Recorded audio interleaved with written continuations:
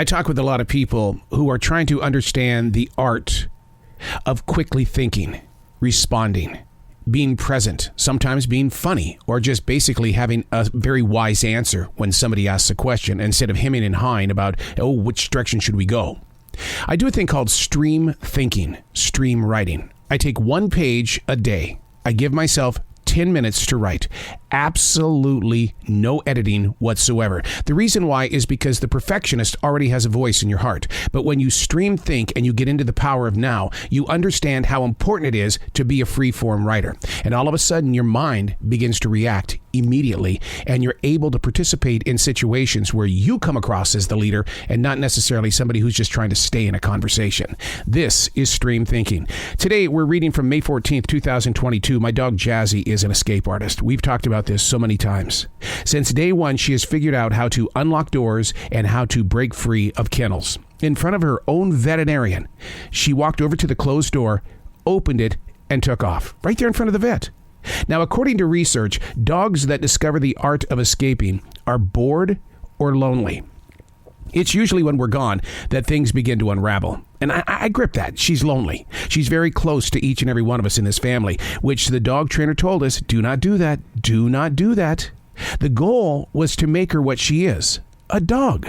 Not going to happen. She wants to be a human, and she's going to do everything that she can to really participate with what a human really does.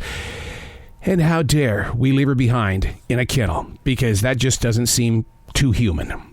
Well, here's the thing that's happened. For 2 weeks this month, we thought, oh, we're going to change things around a little bit. She's matured. We're going to let her out of the kennel. We're going to leave, and nothing's going to happen in the house. Have you been in that situation? Yeah. Here's what happened. She figured out how to turn the water on in the kitchen and somehow turn the nozzle to where it floods the counter onto the floor and then floods the house. Not once, but twice. The escape artist. And how do you deal with that? She was never punished, because I believe in one theory. I didn't see her do it.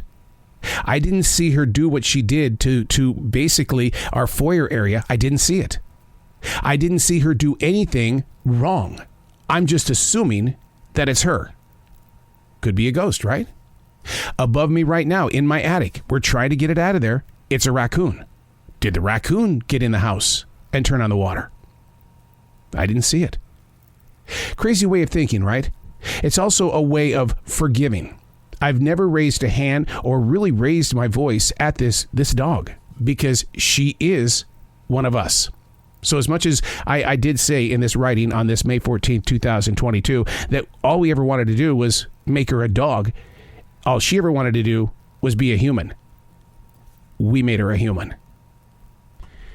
What do you do in a situation like this? We've been with our vets, we've been with trainers and things like this, and yes, we are at fault. But there's just something about this rescue that really gets inside our mind, body, and soul, and you allow yourself to let her be a part of you.